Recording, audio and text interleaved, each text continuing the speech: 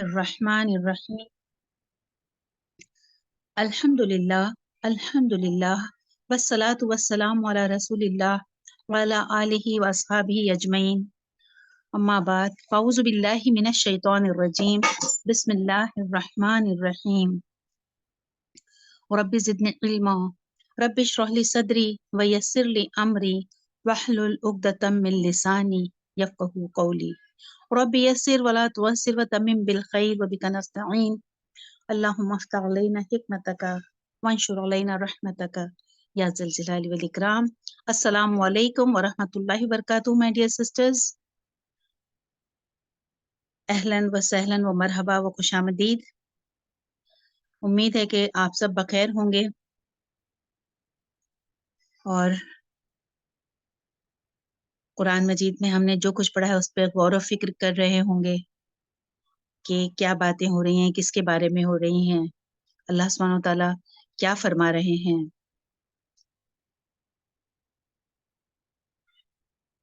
ہو رہی ہے غور و فکر بیٹے؟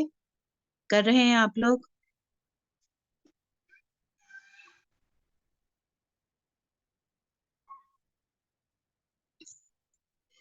انشاءاللہ ہم شروع کرتے ہیں۔ صفا بیٹے آپ شروع کیجئے۔ جی آنٹی۔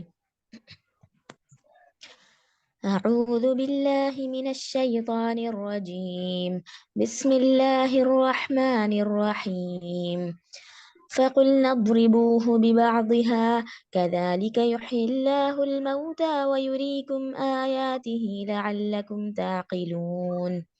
ہم نے کہا کہ اس گائے کا ایک ٹکڑا مقتول کے جسم پر لگا دو، وہ جی اٹھے گا۔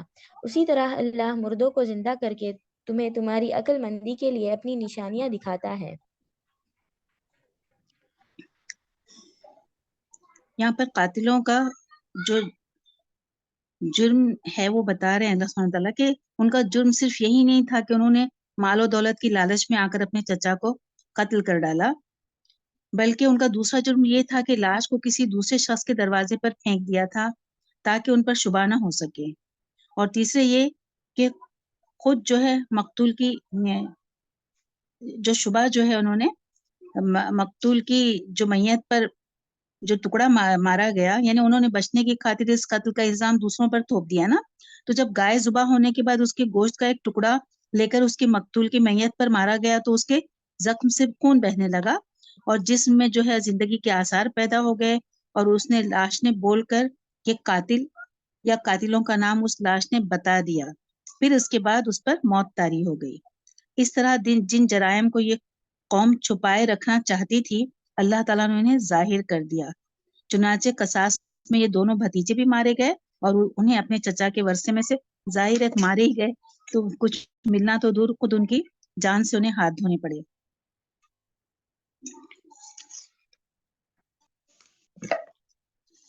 اور اس واقعے سے جو ہے نا کئی امور کا انکشاف ہوا، جیسے کہ وہ سمجھتے تھے کہ یہ اس کی ہم پوجا کرتے ہیں تو پتہ نہیں شاید اگر ہم اس کو ذبح کر ڈالیں گے تو ہم پر کوئی مصیبت آ پڑے گی، تو ایسا کچھ بھی نہیں ہوا کہ ان کے اوپر کوئی آفت آتی، اور یہ کہ جب خود وہ اپنے آپ کو نہ بچا سکی تو وہ دوسروں کو کیا بگاڑ اور سنوار سکتی تھی، اور ذبح کرنے والوں کو نہ ذبح سے پہلے کچھ نقصان پہنچا اور نہ اس کے بعد، اور جس بات کو یہ لوگ چھپانا رکھنا چاہتے تھے اللہ تعالیٰ نے اسے بھی ظاہر کر دیا، اور انہیں یہ یقین ہو گیا کہ اگر اللہ تعالیٰ اتنے دنوں کے بعد اس لاش کو زندہ کر سکتا ہے تو دوبارہ زندہ کرنے کا جو محاسبہ اللہ تعالیٰ کہتا ہے جس کا یہ انکار کرتے ہیں تو ایسا کیوں نہیں کر سکتا۔ اور جیسے کہ یہ قتل اتنی تاریکی میں ہوا تھا نا لوگوں سے چھپ کر، تو اس کا یہ مطلب ہوا کہ نیکی یا بدی کو تم کتنی بھی چھپ کر کرو اللہ تعالیٰ کے علم میں ہے، اور اللہ تعالیٰ سے لوگوں پر ظاہر کرنے کی قدرت رکھتا ہے۔ اس لیے قلوت ہو یا جلوت ہر وقت اور ہر جگہ اچھے کام کیا کرو، تاکہ اگر وہ کسی وقت ظاہر بھی ہو جائیں اور لوگوں کے علم میں بھی آ جائیں تو شرمندگی نہ ہو، بلکہ اس کے احترام و وقار میں اضافہ ہی ہو، اور بدی کتنی بھی چھپ کر کیوں نہ کی جائے اس کے فاش ہونے کا امکان ہے، جس سے انسان کی بدنامی اور ذلت و رسوائی اٹھتی ہے۔ مقتول کے جو دوبارہ زندہ کرنے کے جو لیے جانے کا جو تذکرہ ہے، اللہ تعالیٰ روز قیامت تمام انسانوں کو دوبارہ زندہ کرنے کی قدرت کا اعلان فرما رہا ہے. یعنی جب یہاں پر ان کے سامنے اللہ تعالیٰ نے اگر یہ کر دکھایا تو پھر اللہ قیامت کے دن کیوں نہیں کر سکتا؟ قیامت والے دن وہ جو ہے دوبارہ مردوں کا زندہ ہونا منکرین قیامت کے لیے ہمیشہ حیرت و استجاب کا باعث رہا ہے. اس لیے اللہ تعالیٰ نے اس مسئلے کو بھی قرآن کریم میں جگہ جگہ بیان فرمایا ہے. ٹھیک ہے، پڑھو بیٹے. ثم قست قلوبكم من بعد ذلك فهي كالحجارة أو أشد قسوة وإن من الحجارة لما يتفجر منه الأنهار وإن منها لما يشقق فيخرج منه الماء وإن منها لما يهبط من خشية الله وما الله بغافل عما تعملون. پھر اس کے بعد تمہارے دل پتھر جیسے بلکہ اس سے بھی زیادہ سخت ہو گئے. بعض پتھروں سے تو نہریں بہتی ہے اور بعض پھٹ جاتے ہیں اور ان سے پانی نکل آتا ہے اور بعض اللہ تعالیٰ کے ڈر سے گر پڑتے ہیں اور اللہ تعالیٰ تمہارے اعمال سے غافل نہیں. بے شک یعنی یہ جو معجزہ جو گائے زندہ ہو گئی، یہ معجزات دیکھنے کے بعد تو ان لوگوں کو بالکل ایمان لے آنا چاہیے تھا نا اللہ کی ہر بات پر. لیکن کیا ہوا، جیسے دل میں ان کے اللہ کا خوف پیدا ہو جاتا، لیکن وہاں پر تو ایسا ہوا کہ ان کے دل اور سخت ہو گئے، سخت سے سخت تر ہو گئے، جیسے پتھروں سے بھی زیادہ سخت. کیونکہ کچھ پتھر جو ایسے ہوتے ہیں جن سے نہریں پھوٹ نکلتی ہیں اور وہ عام لوگوں کے لیے نفع کا سبب بنتے ہیں، اور کچھ ایسے ہیں جن سے کوئی چشمہ ہی جاری ہو جاتا ہے، یعنی کچھ کم نفع بخش، تاہم نفع بخش ضرور ہیں. اور گرنے والے پتھر اللہ کے ڈر سے، اللہ کے خوف سے پتھر گر بھی جاتے ہیں، مگر تم جیسے نافرمان لوگوں سے دوسروں کی کچھ فائدہ پہنچنے کی کیا توقع ہو سکتی جن کے دلوں میں اللہ کا ڈر بالکل بھی نہیں ہے. اور جو ہے پتھروں میں تو خود احساسات اور جذبات بھی ہوتے ہیں، جیسے کہ بنی اسرائیل کے آیت نمبر 44 میں بتایا کہ اس میں اتنے احساسات اور جذبات ہوتے ہیں، لیکن انسان جو ہے یہ بنی اسرائیل ان کے دل سخت پتھر ہو گئے. پڑھیے. أفتطمعون أن يؤمنوا لكم وقد كان فريق منهم يسمعون كلام الله ثم يحرفونه من بعد ما عقلوه وهم يعلمون. کیا تمہاری خواہش ہے کہ یہ لوگ ایماندار بن جائے، حالانکہ ان میں سے ایسے لوگ بھی ہیں جو کلام اللہ کو سن کر عقل و علم والے ہوتے ہیں پھر بھی بدل ڈالا کرتے ہیں. یہ کتاب دراصل مدینہ کے سادہ لو جو لوگ ہیں، نو مسلم سے ہے، جو یہود سے کئی بار یہ سن چکے تھے کہ ایک نبی آخر الزماں آنے والے ہیں اور جو لوگ ان کا ساتھ دیں گے تو وہ ساری دنیا پر چھا جائیں گے. اب یہ لوگ تو ایمان لے آئے، مگر یہود نے یہ کام کیا کہ تورات میں جو حلیہ نبی آخر الزماں کا ذکر تھا، بتایا گیا تھا، اس میں تحریف کر ڈالی، اسے بدل ڈالا اور ایمان نہ لانے کی وجہ یہ بتلا دی کہ ان کا حلیہ تو تورات میں ایسا اور ایسا ہے. پڑھیے. وَإِذَا لَقُوا الَّذِينَ آمَنُوا قَالُوا آمَنَّا وَإِذَا خَلَا بَعْضُهُمْ إِلَى بَعْضٍ قَالُوا وَتُحَدِّثُونَهُم بِمَا فَتَحَ اللَّهُ عَلَيْكُمْ لِيُحَاجُّوكُم بِهِ عِندَ رَبِّكُمْ أَفَلَا تَعْقِلُونَ. اور جب ایمان والوں سے ملتے ہیں تو اپنی ایمانداری ظاہر کرتے ہیں، اور جب آپس میں ملتے ہیں تو کہتے ہیں کہ مسلمانوں کو کیوں وہ باتیں پہنچاتے ہو جو اللہ نے تمہیں سکھائی ہے، کیا جانتے نہیں کہ یہ تو اللہ کے پاس تم پر ان کی حجت ہو جائے گی. اس آیت سے معلوم ہوتا ہے کہ نبی صلی اللہ علیہ وسلم کو پہچاننے کے جو تورات میں جو کچھ بھی مواد موجود تھا نا، جسے یہ لوگ آپ صلی اللہ علیہ وسلم کے مدینہ آنے سے پہلے لوگوں میں ایک مشہور کر چکے تھے کہ ایک نبی آئیں گے، وہ ایسے ایسے ہوں گے، اور انہی کے بتانے کی وجہ سے جو مدینہ کے کتنے لوگ تھے اور اوس و خزرج کے وہ لوگ ایمان لا چکے تھے، اور ان سے بعد میں یہ کہہ دیتے کہ ہم بھی اس پیغام پر ایمان لائیں گے، اور لاتے ہیں انہوں نے کہا. اور لیکن جب دیکھا کہ نبی صلی اللہ علیہ وسلم آ گئے اور وہ ان کی اس سے نہیں ہے نسل سے، تو کیا کیا انہوں نے باتیں بدل دی کہ ہمارے جو ہے اس میں جو ہے ان کا جو حلیہ ہے نا وہ ایسا نہیں ہے. تو یہاں پر اللہ تعالیٰ فرما رہے ہیں کہ وہ پھر کیا کرتے تھے، مطلب ان کے جو ساتھی تھے وہ کہتے کہ تم مسلمانوں کو سب کچھ کیوں بتا رہے ہو سچ سچ نبی صلی اللہ علیہ وسلم کے بارے میں. اس طرح سے اگر تم ان کو سچی سچی باتیں بتا دو گے جو اپنی کتاب میں لکھی ہے تو پھر کیا ہوگا، اللہ تعالیٰ کے پاس حجت قائم ہو جائے گی، تم کیسے چھوٹو گے پھر. لیکن انہیں یہ بات کا پتہ نہیں کہ اللہ تعالیٰ تو ہر چیز جانتا ہے، ان کے دلوں میں جو کچھ ہے اللہ تعالیٰ سب کچھ جانتا ہے. پڑھو بیٹے.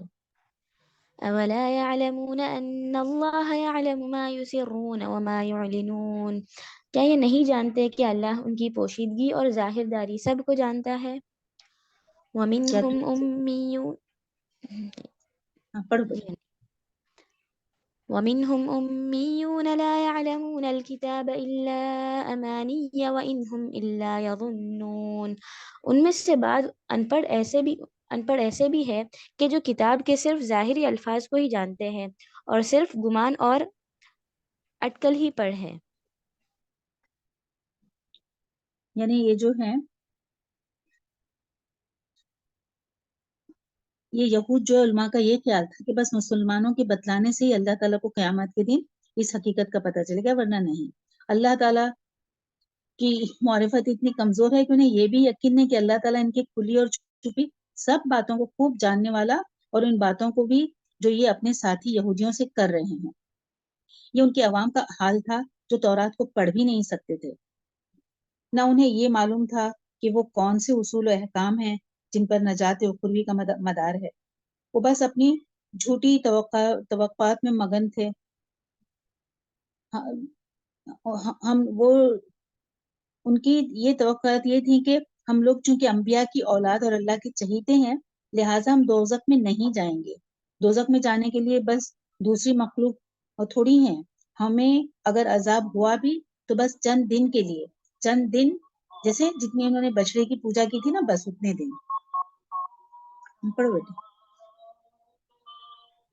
فويل للذين يكتبون الكتاب بأيديهم ثم يقولون هذا من عند الله ليشتروا به ثمنا قليلا فويل لهم مما كتبت أيديهم وويل لهم مما يكسبون.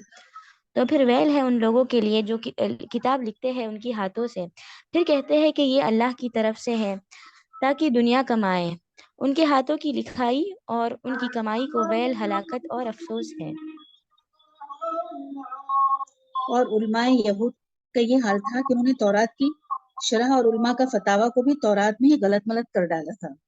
پھر عام لوگوں سے اسے یوں بیان کرتے تھے گویا یہ سب کچھ جو ہے اللہ ہی کی طرف سے ہے، اور اس سے غرض محض دنیاوی مال و دولت کا حصول ہوتا تھا. اور ان کے مفسروں کی تعویلات، مفکروں کے فلسفانہ خیالات اور فقہا کے قانونی اجتہادات اور اپنے قومی تاریخی واقعات، یہ سب چیزیں بائبل میں شامل کر دی تھیں اور ان سب کچھ پر ایمان لانا فرض قرار دیا گیا تھا. ایسے مجموعے میں سے انہیں کسی بھی قسم کا فتویٰ دینے یا لکھنے میں کوئی دشواری پیش نہیں آتی تھی. اور وہ کیا کرتے تھے، جرائم کی نوعیت کے لحاظ سے، یعنی جس نے جتنا بڑا جرم کیا ہوگا اس کے حساب سے اپنے فتووں کے منہ مانگے دام وصول کرتے تھے. پڑھو سکتے. وقالوا لن تمسنا النار إلا أياما معدودة قل أتخذتم عند الله عهدا فلن يخلف الله عهده أم تقولون على الله ما لا تعلمون. یہ لوگ کہتے ہیں کہ ہم تو صرف چند روز جہنم میں رہیں گے. ان سے کہو کہ کیا تمہارے پاس اللہ کا کوئی عہد ہے؟ اگر ہے تو یقیناً اللہ تعالیٰ اپنے وعدے کا خلاف نہیں کرے گا. ہرگز نہیں، بلکہ تم اللہ کے ذمے وہ باتیں لگاتے ہو جنہیں تم نہیں جانتے.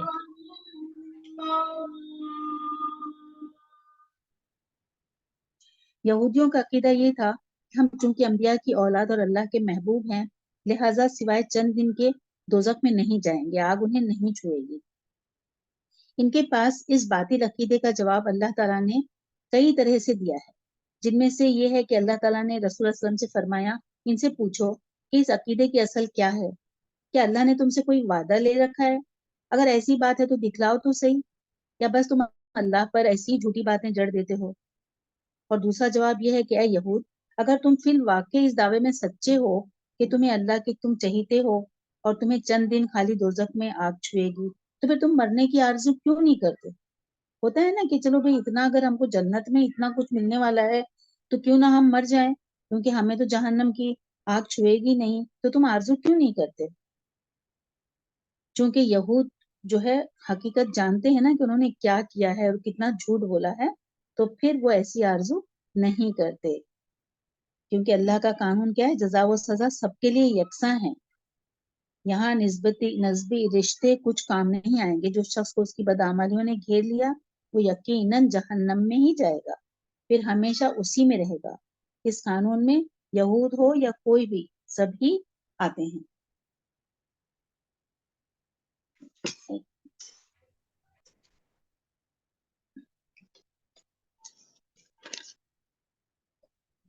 اللہ تعالیٰ فرماتا ہے کہ بتلاؤ یا نہ بتلاؤ، ایک منٹ،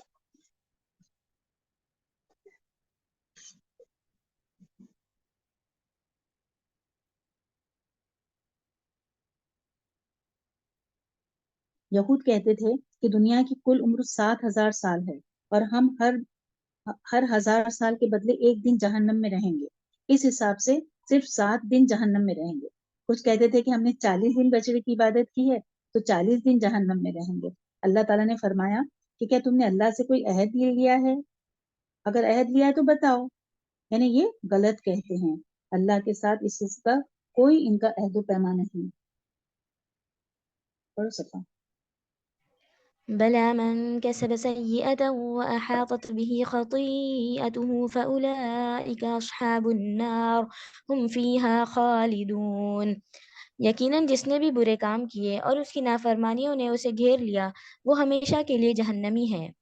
والذین آمنوا وعملوا الصالحات أولئك أصحاب الجنة هم فيها خالدون۔ اور جو لوگ ایمان لائے اور نیک کام کیے وہ جنتی ہے جو جنت میں ہمیشہ رہیں گے۔ آگے پڑھو۔ وَإِذْ أَخَذْنَا مِيثَاقَ بَنِي إِسْرَائِيلَ لَا تَعْبُدُونَ إِلَّا اللَّهَ وَبِالْوَالِدَيْنِ إِحْسَانًا وَذِي الْقُرْبَى وَالْيَتَامَى وَالْمَسَاكِينِ وَقُولُوا لِلنَّاسِ حُسْنًا وَأَقِيمُوا الصَّلَاةَ وَآتُوا الزَّكَاةَ ثُمَّ تَوَلَّيْتُمْ إِلَّا قَلِيلًا مِّنكُمْ وَأَنْتُمْ مُعْرِضُونَ۔ اور جب ہم نے بنی اسرائیل سے وعدہ لیا کہ تم اللہ کے سوا کسی دوسرے کی عبادت نہ کرنا اور ماں باپ کے ساتھ اچھا سلوک کرنا، اسی طرح قرابت داروں، یتیموں اور مسکینوں کے ساتھ اور لوگوں کو اچھی باتیں کہنا، نمازیں قائم رکھنا اور زکوٰۃ دیتے رہنا، لیکن تھوڑے سے لوگوں کے علاوہ تم سب پھر گئے اور منہ موڑ لیا۔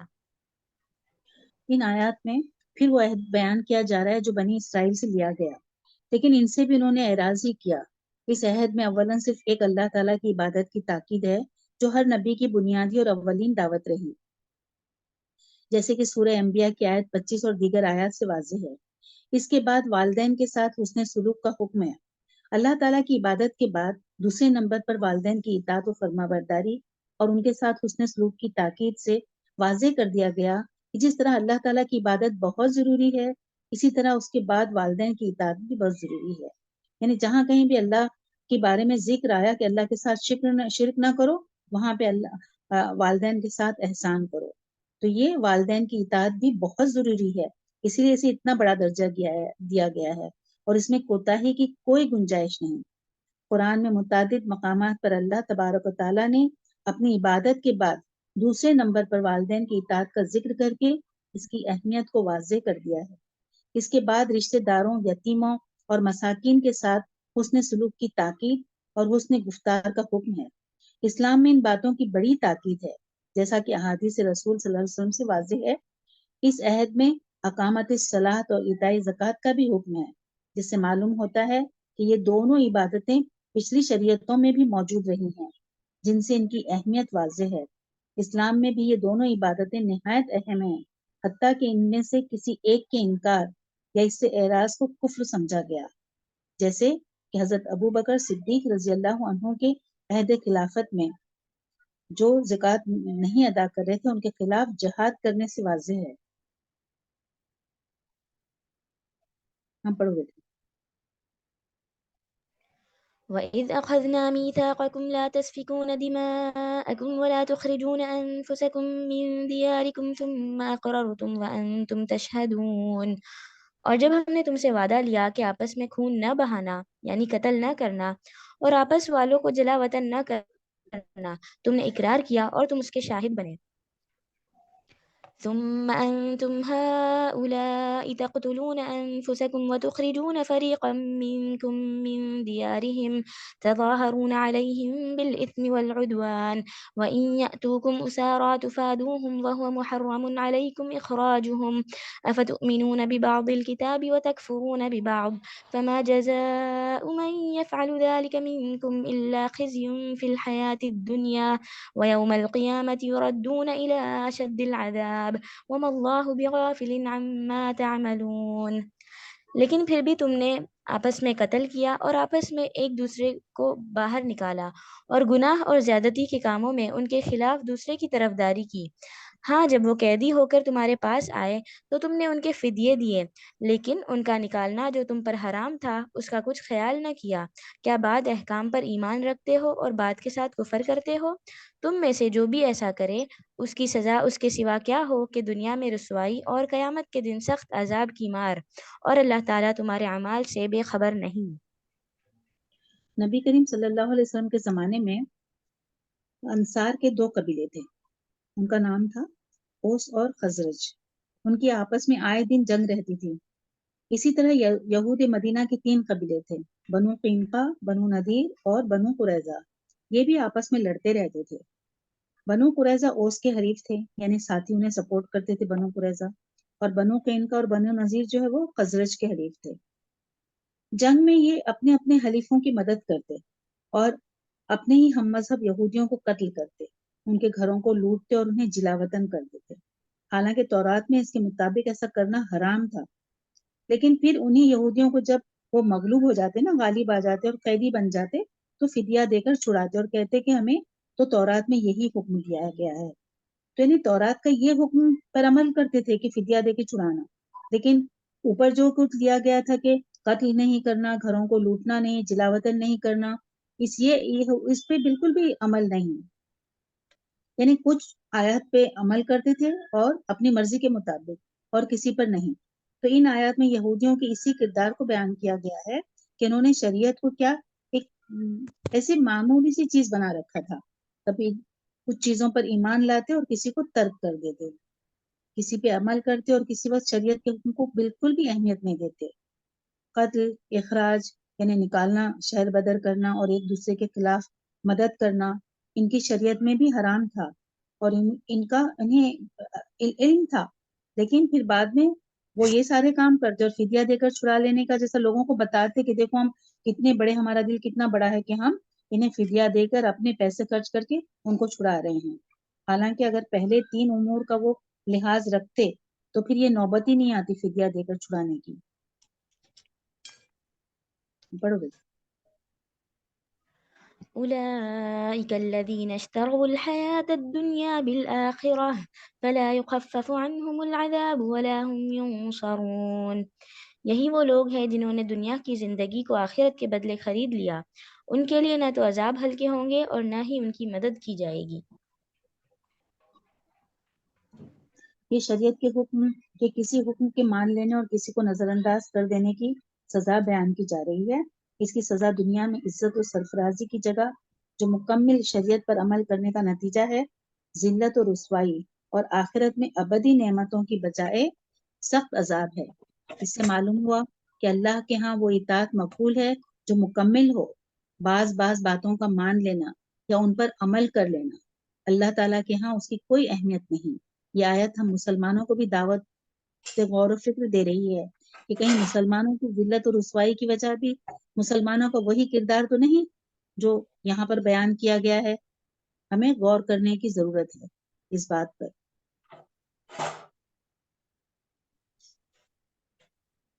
پڑھ بیٹے.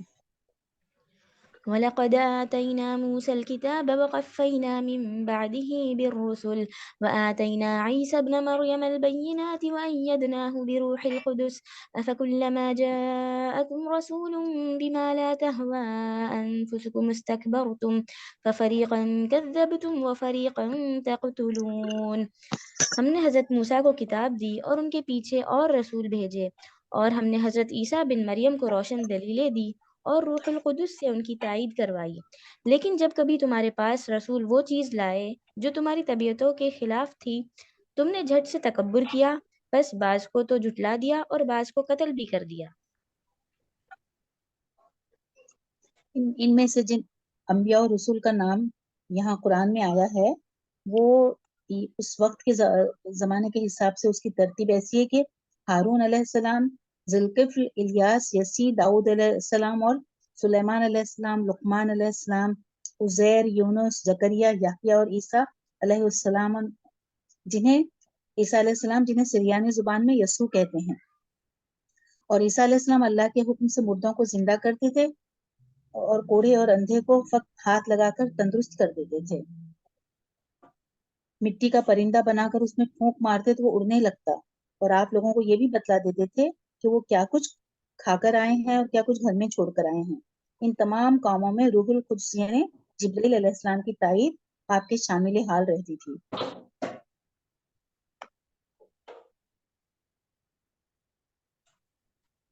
ہاں پڑھو بیٹے۔ تھا اور انہوں نے قتل کر ڈالا، یعنی ان لوگوں نے حضرت عیسیٰ علیہ السلام کو بھی جھٹلایا اور رسول اللہ صلی اللہ علیہ وسلم کو بھی جھٹلایا، اور حضرت زکریا علیہ السلام اور حضرت یحییٰ علیہ السلام کو قتل کر دیا۔ حضرت عیسیٰ علیہ السلام کو مروا ڈالنے کے درپے ہو چکے تھے، مگر اللہ تعالیٰ نے اپنی خاص مہربانی سے انہیں اوپر اٹھا لیا۔ ہاں پڑھو بیٹے۔ وقالوا قلوبنا غلف بل لعنهم الله بكفرهم فقليلا ما يؤمنون۔ یہ کہتے ہیں کہ ہمارے دل غلاف والے ہیں، نہیں نہیں، بلکہ ان کی کفر کی وجہ سے انہیں اللہ نے ملعون کر دیا ہے، ان کا ایمان بہت ہی تھوڑا ہے۔ انسان کی عادت ہے کہ وہ اپنی بری صفات کو بھی خوبصورت بنا کر دکھانے کی کوشش کرتا ہے، اور حقیقت کا اعتراف کر لینا اس کے لیے بہت مشکل ہوتا ہے۔ اللہ ماشاء اللہ یہی حالت یہودیوں کی تھی۔ وہ دین اسلام کو برحق سمجھ لینے کے باوجود اسے قبول تو اس لیے نہیں کرتے تھے کہ اس طرح ان کا مذہبی جو اقتدار ہے وہ خطرے میں پڑ جائے گا، بلکہ چھین ہی جائے گا، مگر بظاہر اسے یوں پیش کرتے تھے کہ ہمارے عقائد اتنے مضبوط ہیں کہ وہ کوئی نیا عقیدہ قبول ہی نہیں کر سکتے، یعنی ایک دم اتنے مضبوط ہیں، انہوں نے غلاف چڑھا کے رکھا ہے کہ کسی چیز کا بھی اس پر اثر نہیں ہوگا، یعنی نیا عقیدہ تو قبول نہیں کر سکتے۔ اللہ تعالیٰ نے ان کے اسی فریب کے کلئی کھولتے ہوئے فرمایا بات یوں نہیں ہے، بلکہ بات یہ ہے کہ اپنے کفر اور ہٹ دھرمی کی وجہ سے ملعون بن چکے ہیں، اور یہ اس لعنت کا اثر ہے کہ ان کے دل حق بات کو قبول نہیں کرتے۔ جیسے عبداللہ بن سلام اور ان کی عقیدت مندوں کی جماعت، اور بعض علماء کا یہ ترجمہ یہ کرتے ہیں کہ وہ اللہ کی کتاب تورات میں سے بھی بہت تھوڑی باتوں پر ایمان لاتے اور اکثر احکام کا انکار کر دیتے تھے۔ پڑھو صفحہ۔ ولما جاءهم كتاب من عند الله مصدق لما معهم وكانوا من قبل يستفتحون على الذين كفروا فلما جاءهم ما عرفوا كفروا به فلعنة الله على الكافرين۔ اور ان کے پاس جب اللہ کی کتاب ان کی کتاب کو سچا کرنے والی آئی، حالانکہ پہلے یہ خود اس کے ذریعے کافروں پر فتح چاہتے تھے، تو باوجود آ جانے اور باوجود پہچان لینے کے پھر کفر کرنے لگے۔ اللہ تعالیٰ کی لعنت ہو کافروں پر۔ یعنی رسول اللہ علیہ وسلم کی بعثت سے قبل یہی یہود جب عرب قبائل سے، جنہیں یہ لوگ از راہ حقارت امی یا اجڑ سمجھتے تھے، ان کے ہاتھوں پٹتے تو اکثر اللہ تعالیٰ سے دعا مانگتے کہ اللہ اپنے موعود نبی آخر الزماں کو مبعوث فرما کہ ہم اس کے ساتھ مل کر ان کافروں پر فتح حاصل کریں۔ پھر جب وہ نبی آ گئے اور انہوں نے اسے کتاب اللہ تورات میں مذکور نشانیوں کے مطابق پوری طرح پہچان بھی لیا تو اس کا انکار کر دیا۔ حقیقتاً کافر تو یہی لوگ ہیں جن پر اللہ کی لعنت ہے، اور جن لوگوں کو یہ ان پڑھ اور اجڑ کہا کرتے تھے، انہوں نے یہود ہی سے سنی ہوئی باتوں کے مطابق نبی صلی اللہ علیہ وسلم پر ایمان لانے میں ان سے سبقت لی تھی. پڑھیے. بئس ما اشتروا به أنفسهم أن يكفروا بما أنزل الله بغيا أن ينزل الله من فضله على من يشاء من عباده فباءوا بغضب على غضب وللكافرين عذاب مهين. بہت بری ہے وہ چیز جس کے بدلے انہوں نے اپنے آپ کو بیچ ڈالا، وہ ان کا کفر کرنا ہے اللہ کی طرف سے نازل شدہ چیز کے ساتھ محض اس بات سے جل کر کہ اللہ نے اپنا فضل اپنے جس بندے پر چاہا نازل فرمایا، اس کے باعث یہ لوگ غضب پر غضب کے مستحق ہو گئے اور ان کافروں کے لیے رسوا کرنے والا عذاب ہے. ان یہود کے بغض و عناد کی اصل وجہ یہ تھی کہ نبی کریم صلی اللہ علیہ وسلم ان کی قوم سے کیوں نہیں آئے اور اس قوم میں کیوں پیدا ہوئے جو ایک دم ان پڑھ، جاہل ہے، اجڑ ہے، ان سے حقیر ہے. اللہ تعالیٰ نے اس کا یہ جواب دیا کہ اللہ تعالیٰ اپنے کاموں کی حکمتیں خود بہتر سمجھتا ہے اور اپنے بندوں میں سے جس سے مناسب سمجھتا ہے رسالت سے نوازتا ہے. تم اس کے فضل کے ٹھیکیدار نہیں ہو کہ تم سے اللہ پوچھ کر اور جسے تم چاہو اسے رسالت دے. یہود کے جرائم کی فہرست تو بہت طویل ہے، جن میں سے سر فہرست ایک نبی کی موجودگی میں بچڑے کی پرستش، انبیاء کا قتل اور دیدہ و دانستہ نبی صلی اللہ علیہ وسلم کی رسالت کا انکار ہے. ایسے جرائم کی سزا تو جتنی بھی ہو وہ کم ہے. اس آیت سے یہ بھی معلوم ہوتا ہے کہ ہر عذاب ذلت کے لیے نہیں ہوتا، بلکہ گناہ گار مسلمانوں کو جو عذاب ہوگا وہ انہیں گناہوں سے پاک کرنے کے لیے ہوگا، ذلیل و رسوا کرنے کے لیے نہیں ہوگا. البتہ کافروں کو جو عذاب دیا جائے گا وہ انہیں ذلیل کرنے کے لیے ہوگا.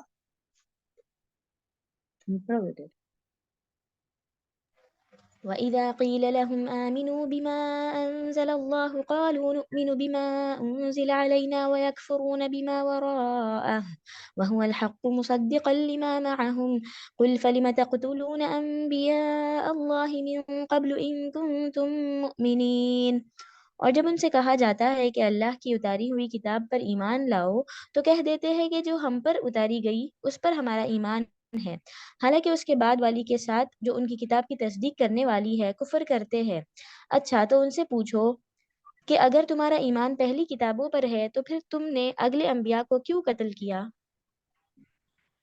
یہود جو ہے اپنے قول کے مطابق انجیل اور قرآن پر تو اس لیے ایمان نہیں لاتے تھے کہ کتابیں ان کی طرف نازل نہیں ہوئی ہے نا، نصارہ کی طرف ہوئی تھی نا انجیل، اس وجہ سے، اور قرآن مسلمانوں پر تو وہ ایمان نہیں لاتے تھے اس وجہ سے. اب سوال یہ ہے کہ اگر تم تورات پر ایمان لاتے ہو، یعنی تمہارا تورات پہ تو ایمان پکا ہے نا، تو تورات پہ ایمان لاتے تو اس میں تو کہیں یہ لکھا ہوا ہے کہ اگر کوئی ایسا نبی آئے جو تورات کی تصدیق کرتا ہو اور تورات ہی کے مطابق تمہاری رہنمائی کرتا ہو تو تم اس سے قتل کر سکتے ہو. ایسا لکھا ہے کیا اس میں؟ نہیں. تو پھر تم نے کیسے قتل کیا؟ جیسے انہوں نے زکریا علیہ السلام کو قتل کر ڈالا، یحییٰ علیہ السلام کو قتل کر ڈالا. تو یہ بات نہیں، تو اس کا مطلب یہ ہوا کہ تمہارا تورات پر بھی ایمان نہیں، لہٰذا ہر لحاظ سے تم بے ایمان اور کافر ہو. پڑھو. وَلَقَدْ جَاءَكُم مُوسَىٰ بِالْبَيِّنَاتِ ثُمَّ اتَّخَذْتُمُ الْعِجْلَ مِن بَعْدِهِ وَأَنتُمْ ظَالِمُونَ. تمہارے پاس تو موسیٰ یہی دلیلیں لے کر آئے تھے لیکن تم نے پھر بھی بچڑا پوجا، تم ہو ہی ظالم. یہ جو واضح معجزات صرف عصائے موسیٰ اور ید بیضا ہی نہیں تھے بلکہ بے شمار دوسرے معجزات بھی تھے، جیسے سمندر کا پھٹ جانا اور فرعون کے غرقاب، یعنی فرعون اس میں غرق ہو گیا نا پوری فوج کے ساتھ. چٹان سے 12 چشموں کا پھوٹ نکلنا، جب انہوں نے چاہا کہ پانی کی چاہت ہوئی تبھی وہاں پر موسیٰ علیہ السلام نے عصا مارا اور چشمے پھوٹ پڑے. جنگل میں منو سلوا کا نزول. اتنے واضح معجزات دیکھنے کے بعد بھی تم اللہ کی الوہیت پر ایمان نہیں لائے، یعنی ایک اللہ کو نہیں مانا، اور موسیٰ علیہ السلام کی غیر حاضری میں تمہیں تھوڑا سا موقع ملا تو فوراً پھر سے بچڑے کی پرستی شروع کر دی. اس سے بڑھ کر اور ظلم کیا ہو سکتا ہے؟ پڑھو بیٹے. وَإِذْ أَخَذْنَا مِيثَاقَكُمْ وَرَفَعْنَا فَوْقَكُمُ الطُّورَ خُذُوا مَا آتَيْنَاكُمْ بِقُوَّةٍ وَاسْمَعُوا قَالُوا سَمِعْنَا وَعَصَيْنَا وَأُشْرِبُوا فِي قُلُوبِهِمُ الْعِجْلَ بِكُفْرِهِمْ قُلْ بِئْسَ مَا يَأْمُرُكُمْ بِهِ إِيمَانُكُمْ إِن كُنتُم مُّؤْمِنِينَ۔ جب ہم نے تم سے وعدہ لیا اور تم پر طور کو کھڑا کر دیا اور کہہ دیا کہ ہماری دی ہوئی چیز کو مضبوط تھامو اور سنو، تو انہوں نے کہا ہم نے سنا اور نافرمانی کی، اور ان کے دلوں میں بچھڑے کی محبت پلا دی گئی بسبب ان کے کفر کی وجہ سے۔ ان سے کہہ دیجئے کہ تمہارا ایمان تمہیں برے کام کا حکم دے رہا ہے اگر تم مومن ہو۔ یعنی جب تم سے تمہارے سروں پر طور پہاڑ کو جھکا کر تورات کے احکام پر عمل پیرا ہونے کا عہد لیا، کیونکہ وہ ایمان ہی نہیں لاتے تھے، ایمان لانے کو تیار ہی نہیں تھے، تو کیا کیا؟ دیکھیں کس قدر یعنی ان کی حد درمی ہے کہ ایک پہاڑ کو اوپر ان کے سروں پر اٹھایا گیا کہ اگر تم ایمان نہیں لائے تو تمہارے پر گر پڑے گا، جس کا یعنی پہلا اور بنیادی حکم یہی تھا کہ تم اللہ کے سوا کسی دوسرے کی عبادت نہیں کرو گے اور نہ کسی کو اللہ کا شریک بناؤ گے۔ تو تمہارے اسلاف نے کہا تھا کہ ہم نے یہ احکام سن لیے ہیں۔ اس وقت تمہارے دل میں چور موجود تھا، کیونکہ گو سالہ پرستی کے جراثیم تمہارے دلوں میں موجود تھے اور تم نے تورات کے احکام کو دل سے قطعاً تسلیم نہیں کیا تھا۔ یعنی ایمان کا تقاضا تو یہ ہوتا ہے کہ انسان مشرکانہ اعمال و عقائد کو یکسر چھوڑ کر نیکی اور بھلائی کے کاموں کی طرف سبقت کر لے، مگر تمہارا یہ ایمان کس قسم کا ایمان ہے جو مشرکانہ افعال، بدعہدیوں اور نافرمانیوں کی طرف لے جاتا ہے؟ تمہارے اسلاف بھی یہی کچھ کرتے رہے اور تم بھی انہی کی ڈگر پر چل رہے ہو۔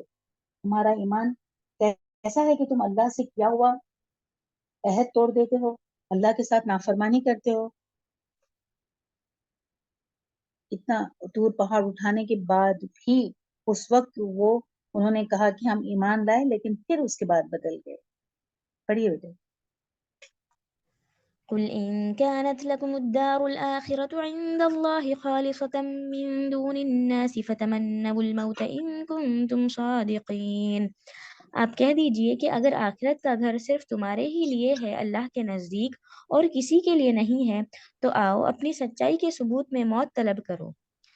وَلَن يَتَمَنَّوْهُ أَبَدًا بِمَا قَدَّمَتْ أَيْدِيهِمْ وَاللَّهُ عَلِيمٌ بِالظَّالِمِينَ۔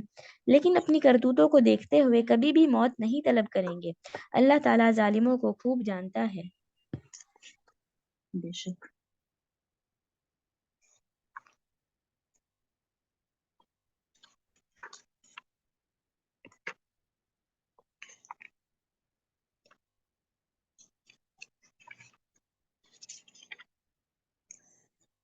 یہاں پر حضرت ابن عباس رضی اللہ عنہ نے اس کی تفسیر میں دعوت مباہلہ سے کی ہے۔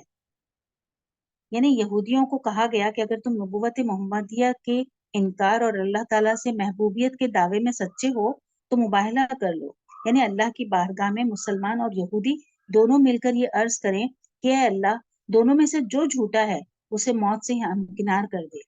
یہی دعوت انہیں سورہ جمعہ میں بھی دی گئی تھی۔ نجران کے عیسائیوں کو بھی دعوت مباہلہ دی گئی جیسا کہ آل عمران میں ہے، لیکن چونکہ یہودی بھی عیسائیوں کی طرح جھوٹے تھے، اس لیے عیسائیوں کی طرح یہودیوں کے بارے میں بھی اللہ تعالیٰ نے فرمایا کہ یہ ہرگز موت کی آرزو نہیں کریں گے۔ یعنی جو مباہلہ ہے وہ کیا ہے کہ قسم کھانا ہے کہ اگر جو بھی سچا ہے اور جو جھوٹا ہوگا اللہ اس کو موت کے ہمکنار کر دے گا، تو وہ اس بات کے لیے بالکل بھی تیار نہیں ہوئے۔ ہاں پڑھو صفا۔ وَلَتَجِدَنَّهُمْ أَحْرَصَ النَّاسِ عَلَى حَيَاةٍ وَمِنَ الَّذِينَ أَشْرَكُوا يَوَدُّ أَحَدُهُمْ لَوْ يُعَمَّرُ أَلْفَ سَنَةٍ وَمَا هُوَ بِمُزَحْزِحِهِ مِنَ الْعَذَابِ أَن يُعَمَّرَ وَاللَّهُ بَصِيرٌ بِمَا يَعْمَلُونَ۔ بلکہ سب سے زیادہ دنیا کی زندگی کا حریص اے نبی آپ انہی کو پائیں گے۔ یہ حرص زندگی میں مشرکوں سے بھی زیادہ ہے، ان میں سے تو ہر شخص 1,000 سال کی عمر چاہتا ہے، لیکن یہ عمر دیا جانا بھی انہیں عذاب سے نہیں چھڑا سکتا۔ اللہ تعالیٰ ان کے کاموں کو بخوبی دیکھ رہا ہے۔ موت کی آرزو تو کیا، یہ تو دنیاوی زندگی کے تمام لوگوں حتیٰ کہ مشرکین سے بھی زیادہ حریص ہیں، لیکن عمر کی یہ درازی انہیں عذاب الہی سے بچا نہیں سکے گی۔ ان آیت سے معلوم ہوا کہ یہودی اپنے ان دعووں میں یکسر جھوٹے تھے کہ وہ اللہ تعالیٰ کے محبوب اور چہیتے ہیں، یا جنت کے مستحق صرف وہی ہیں اور دوسرے جہنم میں، کیونکہ فی الواقع اگر ایسا ہوتا یا کم از کم انہیں اپنے دعووں کی صداقت پر پورا یقین ہوتا تو یقیناً وہ مباہلات کرنے پر آمادہ ہو جاتے تاکہ ان کی سچائی واضح ہو اور مسلمانوں کی غلطی آشکارا ہو جاتی۔ مباہلے سے پہلے یہودیوں کا اعراض اور گریز اس بات کی نشاندہی کرتا ہے کہ گو وہ زبان سے اپنے بارے میں خوشکن باتیں کر لیتے تھے، لیکن ان کے دل اصل حقیقت سے آگاہ تھے اور جانتے تھے کہ اللہ تعالیٰ کی بارگاہ میں جانے کے بعد ان کا حشر کیا ہوگا، وہی ہوگا جو اللہ تعالیٰ نے اپنے نافرمانوں کے لیے طے کر رکھا ہے۔ پڑھو بیٹے۔ قل من كان عدوا لجبريل فإنه نزله على قلبك بإذن الله مصدقا لما بين يديه وهدى وبشرى للمؤمنين۔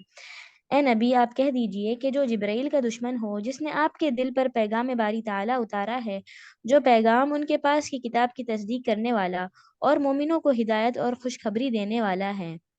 من كان عدوا لله وملائكته ورسله وجبريل وميكال فإن الله عدو للكافرين۔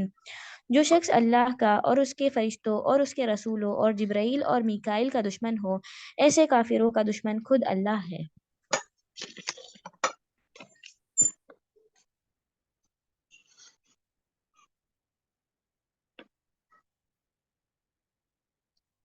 یہود یہ سمجھتے تھے کہ جبرائیل علیہ السلام جو ہمارا دشمن ہے، وہ کہتے تھے کہ یہی وہ فرشتہ ہے جو کئی بار ہم پر عذاب اور ہمارے دشمنوں کو ہم پر غالب کرتا رہا ہے۔ چنانچہ عبداللہ بن سلام نے جب مدینے میں آپ کے صلی اللہ علیہ وسلم کے پاس تشریف لانے کی خبر سنی تو اسی وقت وہ باغ میں میوہ چن رہے تھے۔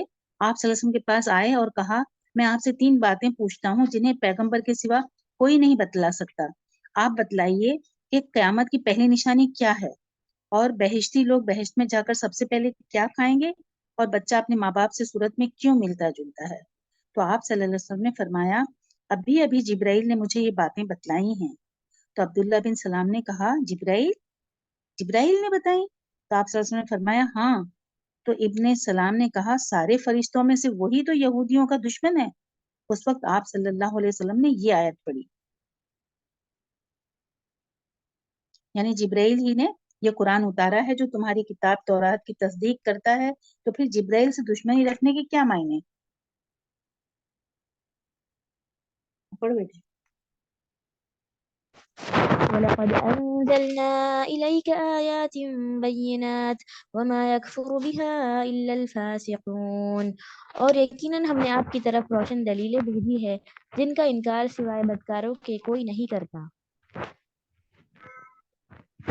یہاں پر یہ اوپر جو جبرائیل اور میکائیل کا دشمن ہے نا، اس کے بارے میں بھی ایک ہے، یہود کہتے تھے کہ میکائیل اور ہمارا دوست ہے۔ اللہ تعالیٰ نے فرمایا، یہ سب میرے مقبول بندے ہیں، جو ان کا یا ان میں سے کسی ایک کا بھی دشمن ہے وہ اللہ تعالیٰ کا بھی دشمن ہے۔ حدیث میں ہے کہ جس نے میرے کسی دوست سے دشمنی رکھی اس نے میرے ساتھ اعلان جنگ کیا۔ یہ صحیح بخاری کی حدیث 6502۔ وہ اللہ تعالیٰ کی کسی ایک ولی سے دشمنی سارے اولیاء اللہ سے بلکہ اللہ تعالیٰ سے بھی دشمنی ہے۔ اس سے واضح ہوا کہ اولیاء اللہ کی محبت اور ان کی تعظیم نہایت ضروری ہے۔ ان سے بغض و عناد اتنا بڑا جرم ہے کہ اللہ تعالیٰ اس کے خلاف اعلان جنگ فرماتا ہے۔ اولیاء اللہ کون ہیں؟ یہاں پر یہ بات سورہ یونس کی آیت نمبر 62 اور 63 میں بتائی گئی ہے۔ چیپٹر 10 آیت نمبر 62۔ یاد رکھو، اللہ کے دوستوں پر نہ کوئی اندیشہ ہے اور نہ وہ غمگین ہوتے ہیں۔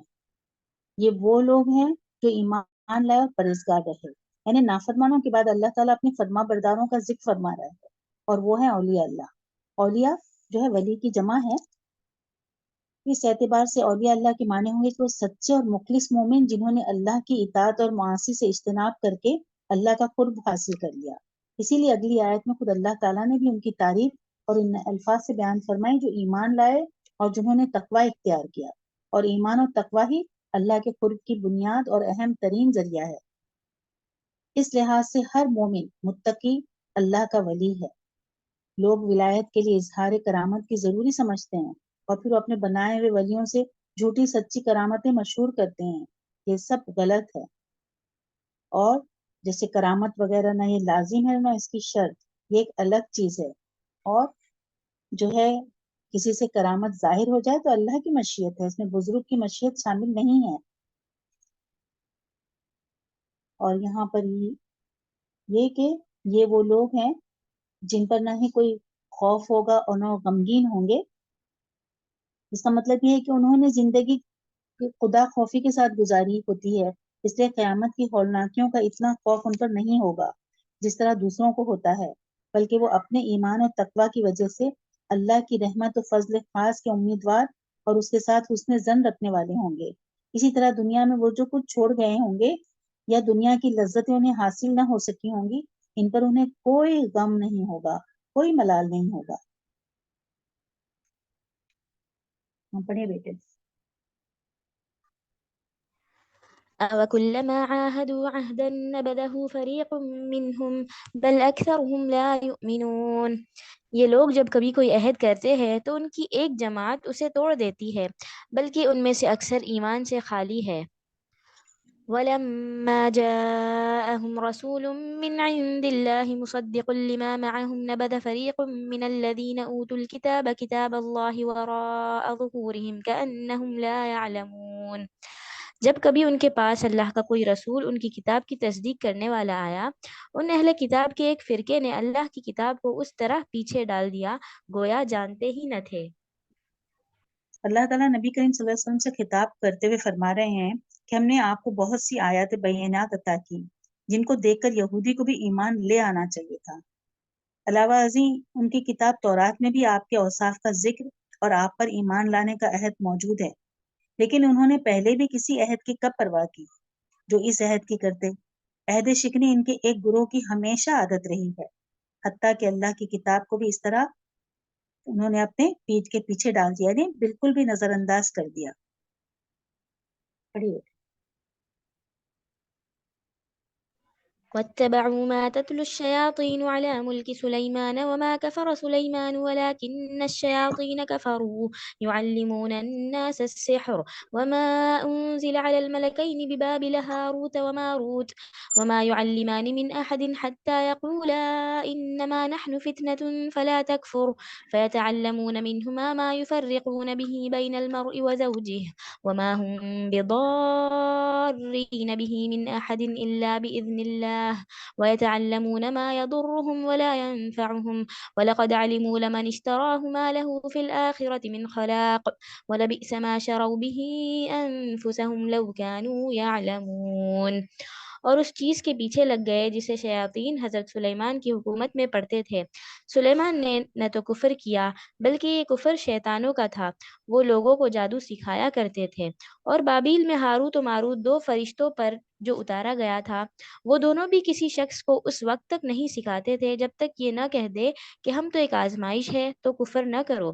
پھر لوگ ان سے وہ سیکھتے جس سے خاوند اور بیوی میں جدائی ڈال دے، اور دراصل وہ بغیر اللہ تعالیٰ کی مرضی کے کسی کو نقصان نہیں پہنچا سکتے۔ یہ لوگ وہ سیکھتے ہیں جو انہیں نقصان پہنچائے اور نہ نفع پہنچا سکے، اور بالیقین جانتے ہیں کہ اس کے لینے والے کا آخرت میں کوئی حصہ نہیں، اور وہ بدترین چیز ہے جس کے بدلے وہ اپنے آپ کو فروخت کر رہے ہیں، کاش کہ یہ جانتے۔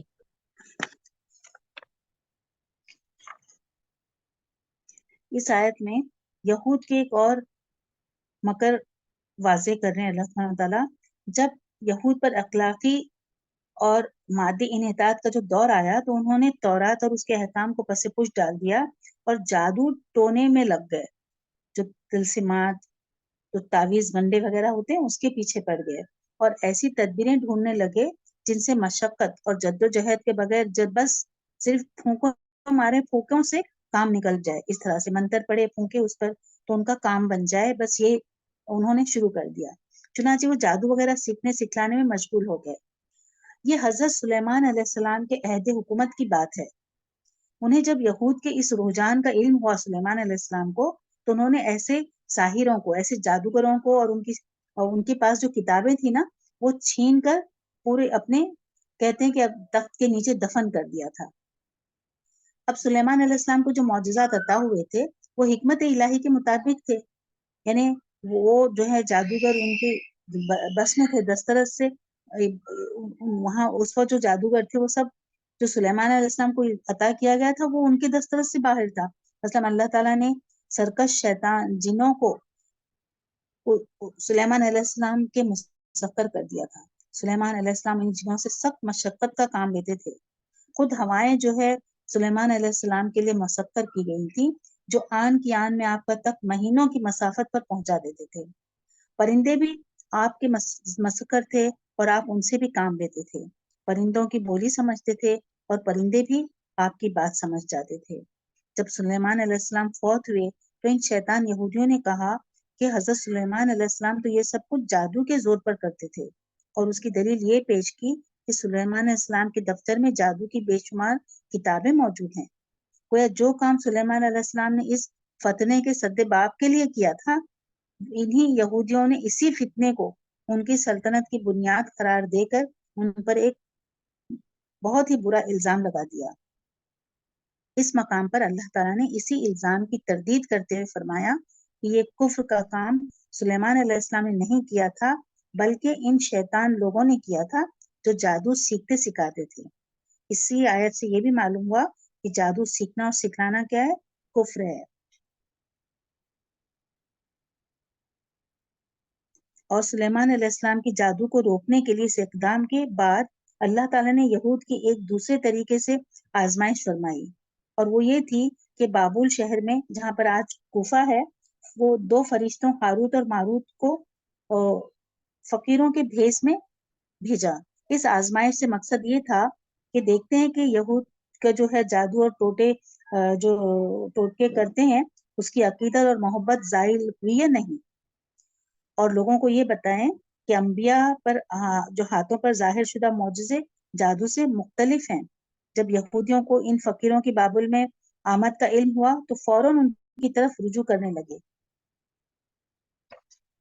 ان فرشتوں کو یہ حکم دیا گیا کہ اگر تمہارے پاس کوئی شخص یہ ٹوٹکے سیکھنے کے لیے آئے تو پہلے اس کو اچھی طرح خبردار کر دینا کہ یہ ایک کفر کا کام ہے اور ہم جو ہے محض تمہارے امتحان کے لیے آئے ہیں، لہٰذا تم کفر کا ارتکاب مت کرو.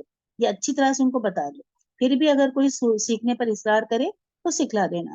چنانچہ جو لوگ بھی ان کے پاس جادو سیکھنے آتے فرشتے سے پوری طرح متنبع کر دیتے، بتا دیتے ساری باتیں، لیکن وہ اس کفر کے کام سے باز نہ آتے اور سیکھنے پر مصر ہوتے، بضد رہتے، اور ایسے ٹوٹکے سیکھنے والوں کے ان فرشتوں کے ہاں ٹھٹ کے ٹھٹ جمع لگے رہتے تھے، یعنی ایک بہت بھیڑ لگی رہتی تھی یہاں پر.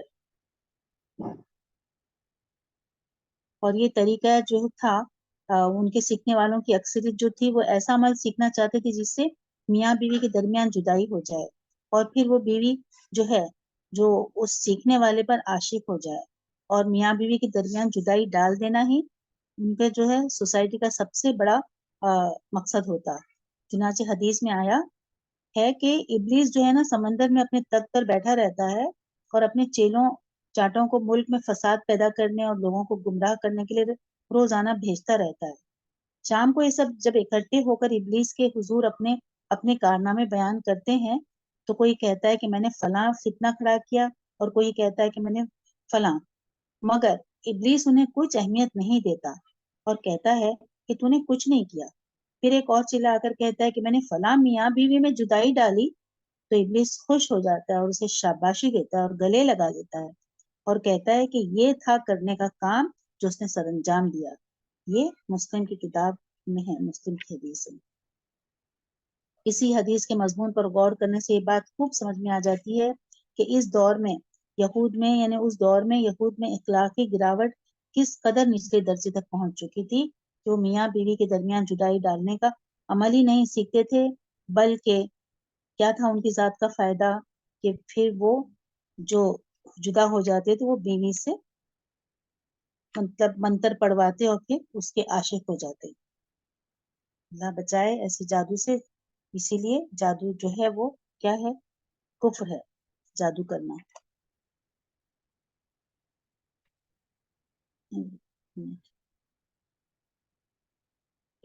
اس آیت سے ہے نا یہ باتیں معلوم پڑتی ہیں کہ جادو کیا ہے، عموماً لوگوں کو نقصان پہنچاتا ہے اور کسی کے بھلے کے لیے یعنی کبھی کوئی جادو کرتا ہی نہیں نا. تو جن لوگوں کو نقصان پہنچتا ہے وہ جادو کرنے والے اور کروانے والے دونوں کے دشمن بن جاتے ہیں. اور بہت سے لوگ اسی وجہ سے جادوگروں کے دشمن ہوتے ہیں اور جادوگر خود بھی ہمیشہ نامراد رہتا ہے. یہودیوں کو پوری طرح علم تھا کہ یہ کفر کا کام ہے، مگر آخرت میں انہیں اس کی سزا مل کر رہے گی، پھر بھی اس کے باوجود بھی وہ یہ کام کیا کرتے تھے. پڑھیے بیٹے. ولو أنهم آمنوا واتقوا لمثوبة من عند الله خير لو كانوا يعلمون. اگر یہ لوگ صاحب ایمان متقی بن جاتے تو اللہ کی طرف سے بہترین ثواب انہیں ملتا، کاش کہ یہ جانتے. یعنی پہلی آیت میں فرمایا کہ یہود کو اس بات کا علم تھا، اور اس آیت میں فرمایا کہ کاش وہ جانتے ہوتے.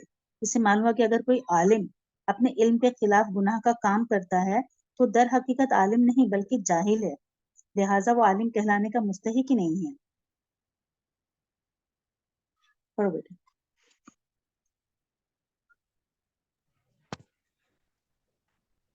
يا أيها الذين آمنوا لا تقولوا راعنا وقولوا انظرنا واسمعوا وللكافرين عذاب أليم. اے ایمان والو، تم نبی کو راعنا نہ کہو بلکہ انظرنا کہو، یعنی ہماری طرف دیکھیے اور سنتے رہا کرو، اور کافروں کے لیے دردناک عذاب ہے. یہود جب کبھی آپ صلی اللہ علیہ وسلم کی مسجد میں بیٹھتے اور آپ صلی اللہ علیہ وسلم کے ارشادات سنتے اور کسی بات کو دوبارہ سننے یا سمجھنے کی ضرورت پیش آتی تو کیا کہتے؟ جسے ہم کہتے ہیں نا کہ پلیز سنیے، ایکسکیوز می، تو وہ راعینا کہتے، اور راعینا کی بجائے زبان کو مروڑتے اور راعینا کہتے، یعنی جس کا مطلب ہے ہماری طرف دیکھیے کے بجائے کیا ہو جاتا اس کا مطلب اے ہمارے چرواہے، یعنی آپ صلی اللہ علیہ وسلم کو چرواہا کر کے مخاطب کرتے. اللہ تعالیٰ نے مسلمانوں کو یہود کی اس شرارت پر مطلع کرتے ہوئے فرمایا کہ تم رائنا کہو ہی مت، بلکہ اس کی بجائے انظرنا کہا کرو.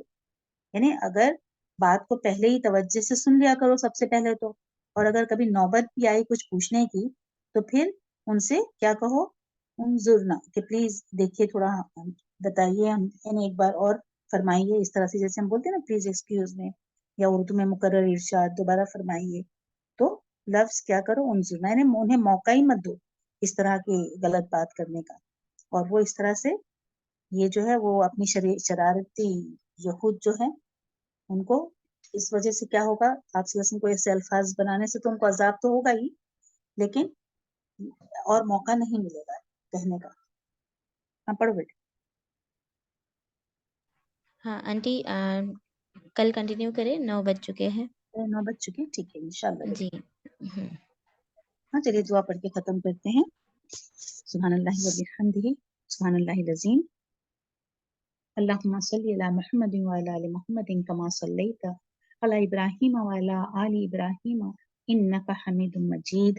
اللہم بارک علی محمد وعلی آل محمد کما بارکت علی ابراہیم وعلی آل ابراہیم انک حمید مجید. رب زدنی علما، رب اشرح لی صدری ویسر لی امری واحلل عقدۃ من لسانی یفقهوا قولی. رب یسر ولا تعسر وتمم بالخیر وبک نستعین.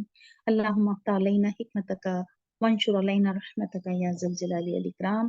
اللہم ارنا الحق حقا وارزقنا اتباعہ وارنا الباطل باطلا وارزقنا اجتنابہ. ربنا فقہنا فی الدین، ربنا لا تزغ قلوبنا بعد اذ ہدیتنا وہب لنا من لدنک رحمہ انک انت الوہاب. یا مقلب القلوب ثبت قلبی علی دینک. یا اللہ یا رب العالمین یا ارحم الراحمین، ہمارے قرآن کے ایمان میں اضافہ کر یا رب العالمین. ہم نے جو کچھ سیکھا ہے اس پر عمل کرنے کی توفیق عطا فرما. اس میں جو کچھ حکمت ہے اور جو کچھ واعظ و نصیحت ہے اس کو ہمارے دل میں یا اللہ تعالیٰ ڈال دے اور ہمیں عمل میں لانے کی توفیق عطا فرما. ہم تمام کو تو 5 وقتہ نمازی بنا، خشوع و خضوع کے ساتھ نماز پڑھنے کی توفیق عطا فرما. ہمارے نیک خواہشات، نیک تمنا کو پورا کر. جو بیمار ہے یا اللہ تعالیٰ انہیں شفائے کاملہ و عاجلہ عطا فرما. جو بے روزگار ہے انہیں حلال رزق عطا فرما. جو اولاد کے لیے پریشان ہے انہیں نیک اور صالح اولاد عطا فرما. جن کی اولاد نافرمان ہے اللہ تعالیٰ انہیں نیک بنا دے.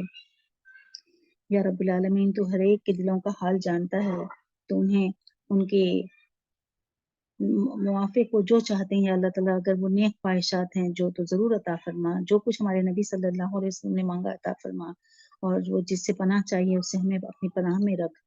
या अल्लाह ताला जो गुजर गए उन्हें जन्नतुल फिरदौस में आला मकाम अता फरमा, और हम तमाम का या अल्लाह ताला खात्मा बिल खैर कर। दुनिया में सारे मुसलमानों पर जो जुल्म सितम हो रहा है या अल्लाह ताला, तो उसे रोक दे और उनकी गैब से मदद फरमा या रब्बिल आलमीन या अरहमर राहिमीन। तू रहीम है, तू करीम है, तेरी शान जल्ले जलालो मेरे मालिक, हम तमाम की तो गैब से मदद फरमा।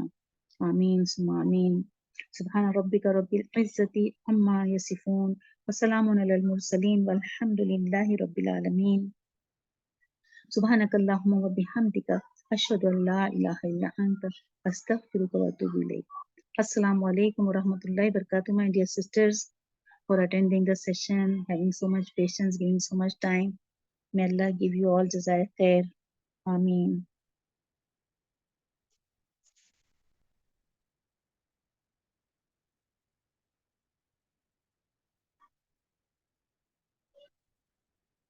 Ameen.